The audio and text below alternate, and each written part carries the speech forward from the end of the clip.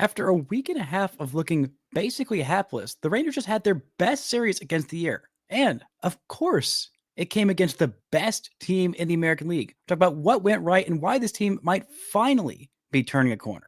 All that and more on this episode of Locked On Rangers. Let's get into it.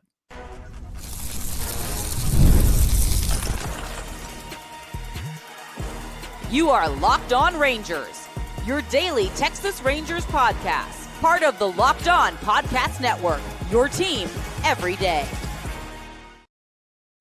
You are locked onto the Texas Rangers, the first and best daily Rangers podcast. I'm Bryce Patrick, a cripplingly addicted Texas Rangers fan, covering this team for 12 seasons, including all 7 as the founder and host of this podcast. Thank you all so much for making Locked On Rangers your first listen every single day. If you're not already, you can follow me on Twitter at Bryce Patrick. You can follow the show at Locked On Rangers. Hit subscribe on your favorite podcasting platform and on YouTube, where the best way you can help grow the show is to comment nearly any single thing below. Now, on today's show, we're talking about the Rangers lineup finally looking back, the offense finally clicking and aces doing some A stuff, as well as this lineup maybe even getting more help on Monday. Before we get into all of that, this episode is brought to you by Monarch Money. Take control of your finances with Monarch Money. Just go to Locked On MLB at monarchmoney.com for 50% off your first year. Now, the Rangers headed into this weekend series against the Tigers, and I felt like the Rangers were absolutely going to get just demolished by the Tigers, because heading into this series, the Rangers were scuffling badly. Just a truly mind-numbing last couple of games, last couple of losses against the Boston Red Sox. They fired their hitting coach on the Sunday before this week, and it felt the vibes were bad, and the Tigers' vibes were incredibly high. Not that vibes can predict what's going to happen in baseball, because nobody can predict what's going to happen in baseball, but especially after the Friday night just obliteration by Tarik Skubal, reigning Cy Young winner, who was matched at least in innings by Patrick Corbin. Not exactly what I expected. Good job from Patrick Corbin. The Rangers were able to scratch across one run in an outing where Tarik Skubal looked untouchable, and this offense looked like it couldn't touch anything. 7 innings. I don't know how this Rangers squad was able to get a run off of Skubal, who has a 2.08 ERA. He had 12 strikeouts in this one and 32 swings and misses. This was brilliance by Skubal and truly hapless offense by the Rangers. But what did they do? What do they do in the very next game? This is a Tigers team that is, I believe, pretty comfortably the best team in the American League. And even after this weekend where they lost 2 out of 3 to the Rangers, I'm almost more impressed with the Tigers than I was before, because a lot of their run differential, which was the best in all of baseball heading into this weekend, a lot of that came off of just obliterating the Rockies on the road. It is a rough week for the Rockies. We'll talk about the Rangers midweek opponent a little bit in the third segment and their managerial change, which will surely fix the inept Rockies. But this Rangers offense bounces back against some really, really good starters this weekend, just obliterating Jack Flaherty, getting him out after just 3 innings and dropping 4 home runs against him. 5 home runs in the Saturday game where Jacob deGrom looked incredible. This offense just looked exceptional, scoring 10 runs on this Tiger staff, which is by all metrics one of the best in baseball. If it's not them, then it's either the Royals or maybe it's not the Mariners this year, like we all, at least I thought it was probably going to be. But the Tigers are way up there for one of the best pitching teams in baseball, and their lineup is incredibly talented too. This Saturday game was just an obliteration, an incredible game by Corey Seager. 3 extra base hits, including a home run off of a lefty he had never seen before. Multiple home runs for him, a leadoff home run by Josh Smith, a multi-homer game by Seager.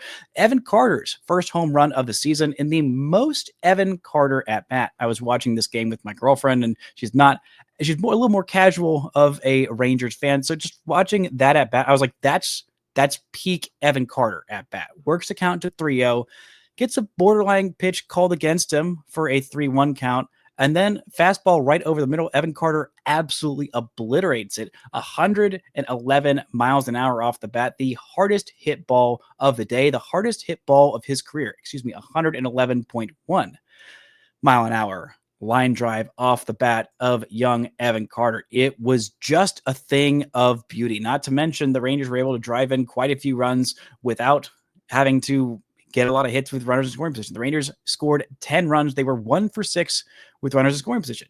10 hits on the day, 6 walks, just 9 strikeouts, and you get 5 home runs. That's more of what this offense we have been looking for. Same with Mother's Day, 6-1 win for the Rangers to take the rubber match of this series, and 3 home runs for them in that game. We have been waiting for this offense to get clutch hits and mainly just slug. This team has not slugged well at all. It has been a slugging slog, if you will. And the Rangers are just finally looking more comfortable with these at-bats. And not to mention one of the home runs for the Rangers, the biggest home run possibly, outside of the Carter home run, no, maybe even bigger than the Evan Carter home run, was Joc Pederson's first home run as a Texas Ranger. Oh, my goodness, that had to feel incredible for Joc, who has just had the roughest start to his Rangers tenure, but he has looked much better as of late. In his last 7 games, he's got 5 walks to just 3 strikeouts, hitting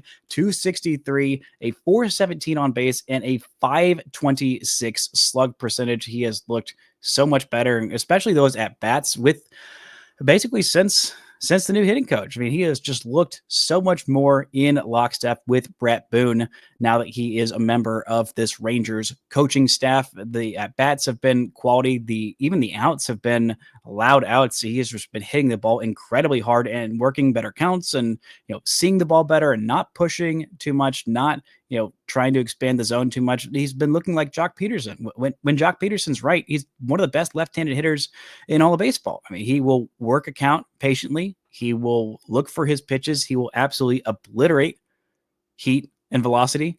Fastballs, he just crushes them. And he hits the ball incredibly hard when he hits the ball. And he's been doing that as of late, looking much more like the guy that the Rangers hope would at least, maybe not fix this offense, but at least give it a jump start for getting back to where they were in 2023. I mean, that was one of the biggest additions of this offseason. I thought it was the most perfect fit. It'd been a little bit of a slog. It'll take some time for his numbers to get to where you would hope. But hey, he's batting over 100 now. He's got a 130 batting average now. The on base is at 237. The slugging is at over 200. So we're getting there. It's a process. It is a process for sure. But these quality team at bats, and not to mention they've been a lot more aggressive on the base paths, which is the thing that I think this offense definitely needs to take advantage of. This is a team with speed, especially with Evan Carter being on this squad that gives the Rangers so much speed all around the diamond. Josh Smith is a good base stealer. Wyatt Langford, a great base stealer. Adolis Garcia, good base stealer. We like to see a little bit more from Semien in terms of the stolen base department, but he's got to get on base a little bit more often. He also had a big home run on Mother's Day to give the Rangers a couple of runs, their first couple of runs in this game. Seeing him get right, seeing him have some of these higher quality at-bats, including a multi-walk day on Saturday, including an RBI single late in the game on Saturday as well. He has looked a whole lot better. The numbers still not great for Semien, but they are getting much closer to where they need to be. And with Langford, after a truly brutal day, I mean, he did not see Tarek Scuba well at all. He got just obliterated. A 3 strikeout day on Friday. It felt like every strike against him was a swing and a miss. And Langford, even though he didn't get a hit on Saturday, he worked 3 walks. It shows you why this offense can be so good, because guys like Wyatt Langford, who's been in a little bit of a scuffle over the last couple of weeks, with Langford, the floor is so incredibly high because even when he's not getting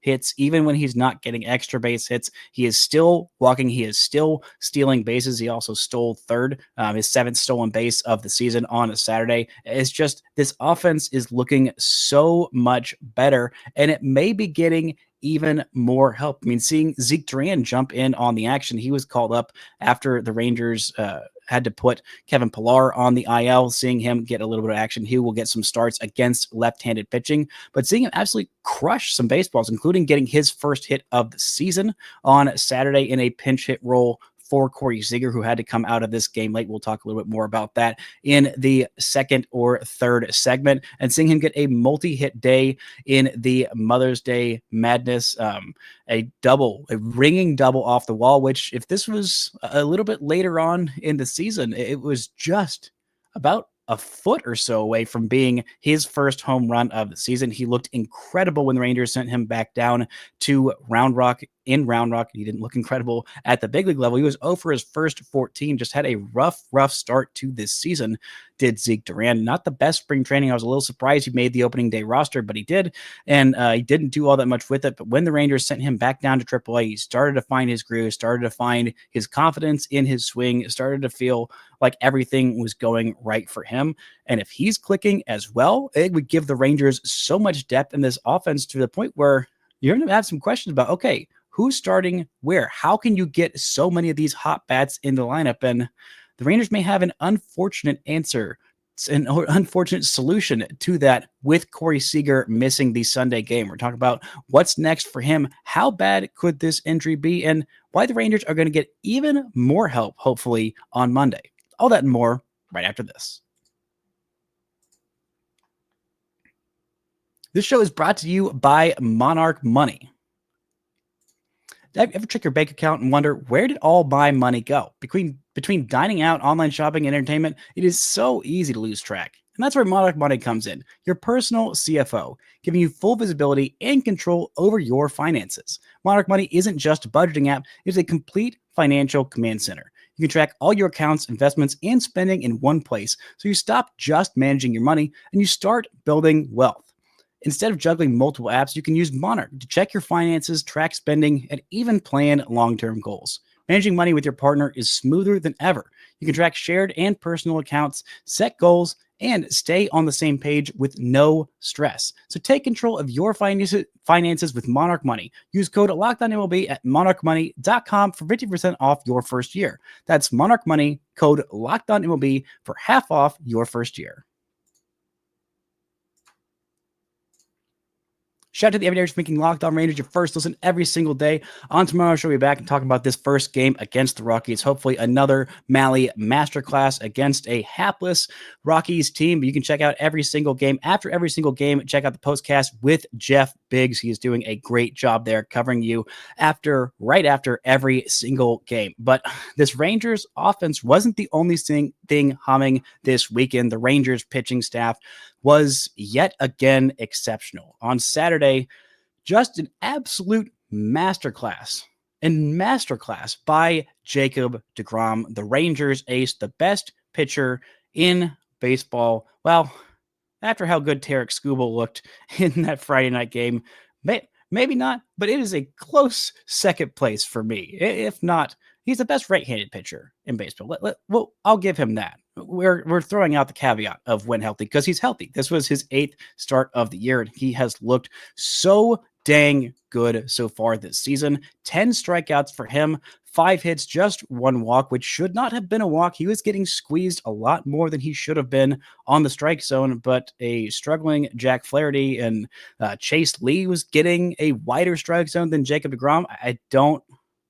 I don't understand that. It was just a very inconsistent strike zone, honestly, all weekend long, but especially in that game against deGrom. 5 innings, 10 strikeouts, just 2 runs that both came on home runs that were really good pitches. That's one of the reasons I was so incredibly impressed with this Detroit Tigers lineup, because the first batter of the game, Kerry Carpenter, gets himself into I believe, 2-2 count. And on a 2-strike pitch, a 98-mile-an-hour fastball, an inch or two above the zone, he homers on it. He just crushes it. That is a pitch that nobody can do damage with. It shows you how incredibly good Kerry Carpenter is. I mean, this guy is such a good hitter. He is such a good hitter. He had a 3-hit day in this one, and that was just a matter of, well, these hitters are good, and occasionally they will get to it. It was the 6th home run of the year allowed by Jacob deGrom, and at that point, all 6 of his home runs had been against left-handers, and all 6 of them had come on the fastball. Now, the majority of those had come early on in the year before he had fixed his mechanics, when hitters were more easily able to see that 4-seam fastball. That's why it wasn't getting as many swings and misses early on in the season. He was flying up in a bit too much, and his mechanics just weren't quite as in sync and on point as they usually are. And then the second home run that he gave up, also not a bad pitch, just honestly a great piece of hitting by Riley Green, a slider, which was on its game. This was the best his slider has looked as a member of the Texas Rangers. It was just unhittable. I mean, he threw 90 pitches in this one, and Riley Green homered to left center field. Went the other way on a 90-mile-an-hour slider that was a bit below the zone on a 2-strike pitch. It was a great bit of hitting by Riley Green, and the Rangers offense was able to give him enough run support that he could just go at these Tigers hitters. I thought he might be able to get through 6 innings, but the Rangers didn't need to push him because they had such a big lead. He threw 90 pitches in this one, 41 sliders, 40 four-seam fastballs, just 6 changeups, just 3 curveballs, because when Jacob deGrom is at his peak, he only needs 2 pitches because you can't do a darn thing with either of them. He had 21 swings and misses, 10 swings and misses on the slider. Half of the time they were swinging and missing on the slider, nearly half the time they were swinging and missing on the four-seam fastball, 11 whiffs on 23 swings. He was just untouchable. And peak deGrom, the velocity was up as well on both that four-seam fastball and that slider. Actually, it was up on everything outside of the curveball, which he only threw 3 of those pitches. So maybe he could have ticked that velocity up if he wanted to. But on the year, he was averaging 96.9 miles an hour on the velocity of the four-seam fastball. And this one, he was averaging 97.5 miles an hour. Normally, he is averaging 89.2 miles an hour on the slider. He was averaging 89.7, so up half a tick for him on that slider as well. And he was just untouchable against a really, really good Tigers lineup. That's why I've been so frustrated with the offense, because you have pitchers like this. You have honestly a really great performance by Patrick Corbin. He went 7 innings and only allowed 2 runs against a really good Tigers offense. And the Rangers couldn't get much of anything going because Tarek Skubal is incredible and this Tigers bullpen is incredible as well. And you get 2 different 7-inning performances by your starting pitchers. One, a 7-inning gem from Nathan Eovaldi on Sunday. One, a 7-inning gem from Patrick Corbin on Friday. And then bookmark in the middle of that, you have Jacob deGrom just going ham on a great Tigers lineup. And the rest of this Rangers bullpen was able to get the job done, make it a no drama finish to this one. Not quite as undramatic in the Sunday game, but you go to the Sunday game and you have Nathan Eovaldi, you get him that 2-run lead, and you add on a 3rd run in the 3rd inning, a 2-run homer by Marcus Semien in the 2nd inning, and then add on a 3rd run in the 3rd inning. You thought, okay, that's enough. Nathan Eovaldi is going to get that done. He is going to give the Rangers the win in this series, and he did. 7 innings, 7 strikeouts, 1 walk that he just barely missed on a pitch in a full strike count, and you could see how pissed he was to give up just his 5th walk of the year. Only 2 hits, including a double that was not allowed to score even when it got over to second base. He was just incredible. Yet again, Nathan Eovaldi being absolutely incredible. Still leading baseball with a .754 whip, 0.8 walks per 9, and 12 strikeouts per walk. He's got 12 strikeouts for every single walk. This guy is incredible. We are now 9 starts into the season. He's got 55 2/3 innings under his belt. And it feels a little bit like a 3-horse race in the AL Cy Young between Hunter Brown, between Tarek Skubal, and between Nathan Eovaldi. If Tyler Mahle can get those strikeout numbers back and stop walking so many, then he might get himself back into the conversation. And if Jacob deGrom keeps pitching like this, then he will get himself into this conversation. I mean, the Rangers starters have been so darn good. And if this offense can keep this slugging going, get a little bit better, a little bit more lucky with runners and hitting with runners in scoring position, having more depth to this lineup, this team is incredible. You have a series like this. This is against a team that is going to be in the postseason. I feel very, very confident in saying that the Tigers are going to be in the postseason. I was very wrong about them before the season. I did not pick them for a postseason team because I didn't see Spencer Torkelson having this breakout. I didn't see Riley Green being incredible. I didn't see Kerry Carpenter starting to hit against lefties, and the rest of this lineup just being so incredibly deep.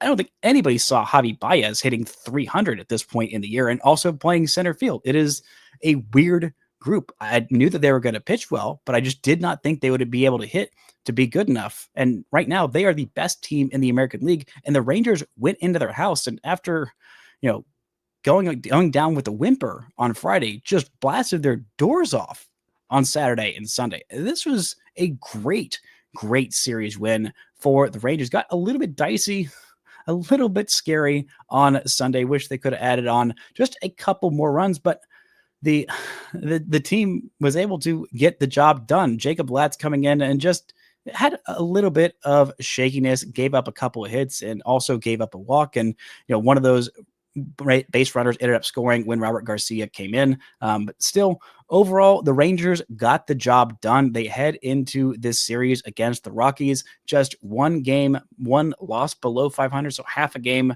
below 500. They get the run differential back in a much better place. They just look like the team that we have been expecting them to look like all year long. This looks like a better version of this team because the offense we expected to look this good. But the starting pitching, even in my wildest dreams, I couldn't have predicted this team looking so incredibly good with the starting pitching. But, after a great weekend offensively, the Rangers might be getting some more help, some reinforcements from the minor leagues. A couple of guys who played for Round Rock on Sunday. We'll talk about who they are and why they could give Bruce Bochy some difficult choices to make when setting the starting lineup. All that and more right after this. This show is brought to you by Wonderful Pistachios. Looking for a snack that's both delicious and nutritious? Crack into a source of good protein, a good source of protein with Wonderful Pistachios. Wonderful Pistachios are one of the highest protein nuts. Each 1 ounce serving has 6 grams of protein, giving you over 10% of your daily value. Plus, they're packed with fiber and better for you unsaturated fats to help keep you feeling fuller longer. Personally, I love the no-shells variety. It's the perfect grab-and-go snack for busy days. Whether I'm snacking at my desk, on a road trip, or just need a quick protein boost, they are always my go-to. And if you love cracking open every shell for that satisfying crunch, the in-shell options are a classic favorite. The satisfying crack of opening each shell, it's like snack meditation. Whether you're running between meetings or dropping off the kids, Wonderful Pistachios are the snack that works as hard as you do. So get snacking and get cracking with a snack that packs a protein punch. Visit wonderfulpistachios.com to learn more. Now, the Rangers this weekend had a great offensive series against one of the best starting pitching staffs and best bullpens in all of baseball. One of the things that I loved seeing this weekend, more on Saturday and Sunday. I didn't love what I saw offensively, basically at all, outside of getting one run against probably the best pitcher in all of baseball in Skubal on Friday, is that they didn't stop, that they got these starting pitchers out of the game early and then they kept on going. They weren't satisfied with scoring early. 3 runs would have been enough for the Rangers to win on Sunday. The 3 runs they got off of Reese Olson, who is a very, very good starting pitcher. They got him out after 4 innings. And then on Saturday, Jack Flaherty, who had been exceptional to start the season, especially at home. Jack Flaherty had a 1.59 ERA at home. He had never given up 4 home runs in a start. The Rangers drove him out in 3 innings, and they really got into this bullpen. They were just doing damage against a very good bullpen. They moved Gunther's ERA all the way up to 3. They moved Tyler Holton's ERA all the way up to 3. Honestly, good to see old friend Chase Lee getting his a little bit of big league action. Not his first game in the big leagues, but good to see a former Rangers draftee doing well, even though the Rangers, they actually don't have much room for a Chase Lee in their pen, but seeing this offense keep on going, not stop, keep driving in runs and keep putting the pressure on these opposing pitching staffs is a great thing to see.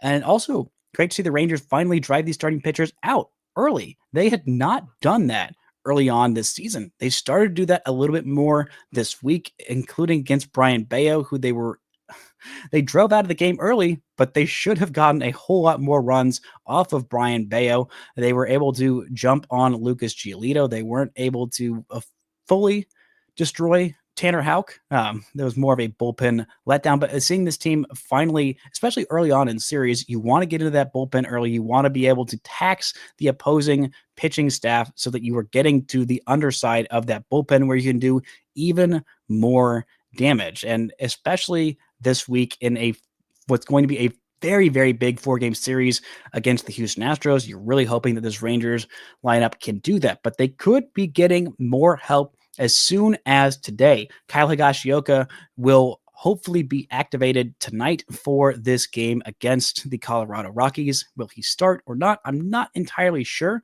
but the Rangers could also have some more help offensively at first base with Jake Burger. He was sent back down to the minor leagues option a couple of weeks ago in what was a dramatic move for the Rangers. Jake Burger had just not been hitting well at all at the big league level.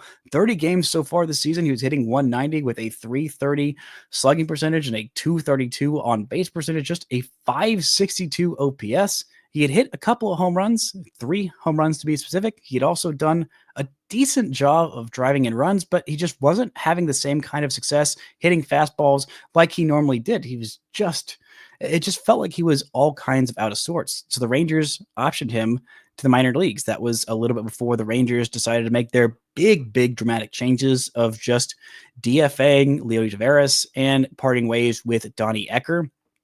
And the Rangers were hoping that, hey, they can send him down to the minor leagues. He had an option left. It's not like the Rangers were just completely cutting him cold turkey. They said, hey, you got some things to work on. You need to get some more confidence back in your swing. He had a few things mechanically to work on as well so that he could get back to absolutely crushing fastballs. And in 6 games in Round Rock, he has looked exceptional, homering in his last 2 games.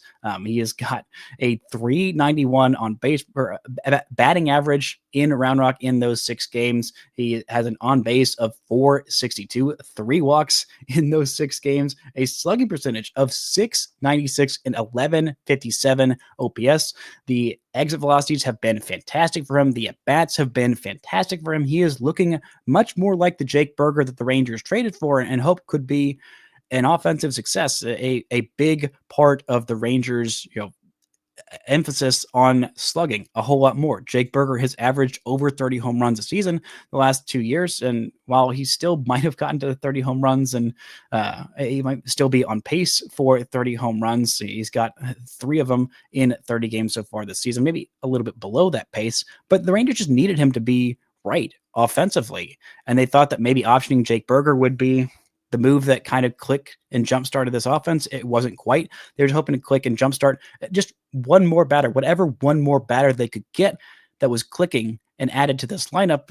It was in such a desperate place just a week ago, 2 weeks ago. It felt almost unfixable with this Rangers offense. And now you look at this lineup with Corey Seager having the game of his life and being one of the best hitters in all of baseball. You add Jake Burger back to the mix. You add Kyle Higashioka back to the mix. Jonah Heime's been doing a good job. He's got an OPS plus of 115. Also hit his 5th home run of the season to give the Rangers just that one extra insurance run on Sunday. And oh, by the way, Josh Young hitting the ball incredibly well. I can't believe I've gone this far without talking about him homering with his mother in attendance on Mother's Day against his brother's team.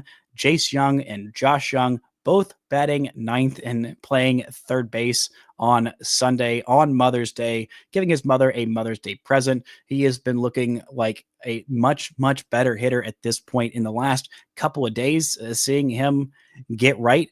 And when you add Jake Burger back into the mix, you've been having Josh Smith play first base against right-handed hitters. You've got Evan Carter back in this lineup and looking like the Evan Carter that the Rangers expected and have needed very much to this point in the season. But if Corey Seager has to go back on the IL, that is an option. He was pulled from the game on Saturday, a great offensive day because of that hamstring issue. He was feeling a little bit of tightness in each of those swings, he said, but still hit 2 home runs and a double while dealing with hamstring tightness and feeling it on every single swing. Corey Seager's incredible. He is just incredible. And if he does have to go on the IL, not that there's ever a good time for Seager to go on the IL, but if the rest of this offense can be clicking, can sustain offensively without Corey Seager, then the Rangers have every need to put him on the IL. You cannot risk this thing getting worse because those hamstring injuries, if they are left unchecked, if they are left untreated, if you are forced to play through it, they could get so much worse and you could be missing him for multiple months as opposed to multiple weeks. I mean, the Rangers need Corey Seager right. They are just a completely different offense without him in the lineup. They're averaging about 4 runs per game with him in the lineup. And well, before that Mother's Day outburst, they were averaging around 2.2-ish runs per game without Corey Seager in this lineup. But if you can move a combination of Zeke Duran and Josh Smith over to shortstop while Seager is out, you can get hopefully around that level of production, maybe not quite that full level of production that they were able to give the Rangers in 2023 when Seager was out. If you have a good hitting Zeke Duran, if you have a hot hitting Josh Smith, just finding where you're going to place Josh Smith in this lineup when you add Jake Berger back is going to cause some log jams. Probably what will be the corresponding move is the Rangers sending Blaine Cram down. He has not gotten his first major league hit in 13 plate appearances so far across 5 games. It's been a little frustrating for Blaine Cram. I thought he'd be able to at least pop one over the fence because he is such a good hitter. But again, the big leagues are very, very hard. The chasm between AAA and the big leagues is the Grand Canyon at this point. But if the Rangers can find their bats a little bit to this point, continue to add on this momentum, especially in a series against the Rockies, who are on pace for about 24 wins. And oh, by the way, they just fired Bud Black, who has been their manager since 2017. They are 7-33 at this point in the season. 7-33. They have been awful. And you look on the road and somehow they're worse. At home, they've always been able to squeak out around 500 because of Coors Field, because they know how to hit there. They know how to pitch there better than their opponents. And at home, they have a 238 win percentage. They are 5-16. And on the road, they have a 105 win percentage. They are 2-17 on the road. They just fired their manager. They have been in a really, really rough way. And heck, 2 of their last 3 wins, they were only able to eke out 1-run wins. And the only one that they didn't eke out by just 1 run was the day that they fired Bud Black. They won 9-3. It's funny how those things work. The day that the Rangers offense started to look like it was clicking a little bit more on that Sunday before the Rangers headed on the road trip, they fired Donnie Ecker and they scored 8 runs on that day.